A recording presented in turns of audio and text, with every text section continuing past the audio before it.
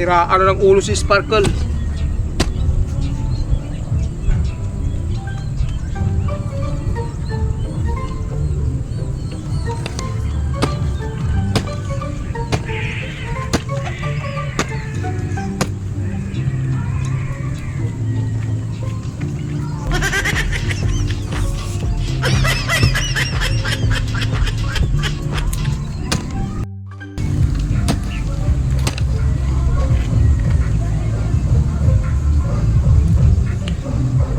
Siraan ng tao pag sa Pasko.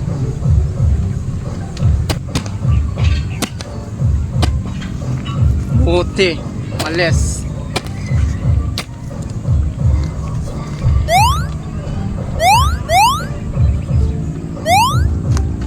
Tapos bumalit yung bansot. Alam niya hindi maaabot. Pilit, inaabot.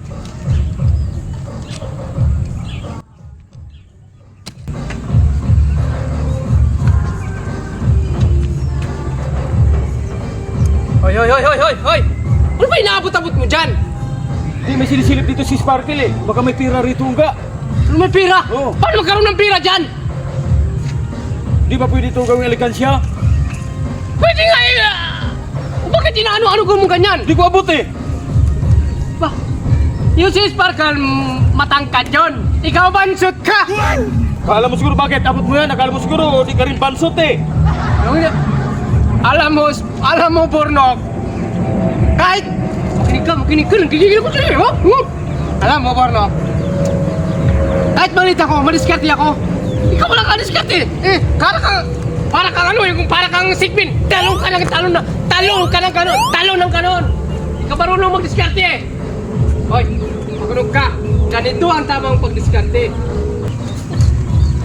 Oh, ito lang ang katapat niyan daw, oh. Mindset ba? Hindi mo ginagamit ang utak mo. Yung utak mo, talong ka lang ng talong. Alam mong bansot ka. Ganun lang kadali yun, oh. Oh, sungkitin mo lang ng konti. Oh, di ba nakita mo? Ano ba inaano si Sparkle dyan? Ewan ko, nung sinisilip niya dyan, kaya sumunod ako eh. Baka may pira nga sa... May pira nga yan eh. Baka may pira nga dun sa lumpur na bro. Oh, ganito lang kadali, oh.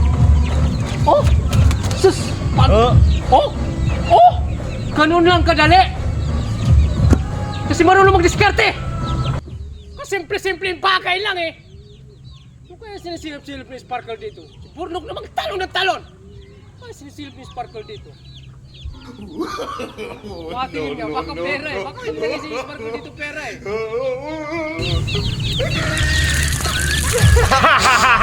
Pira!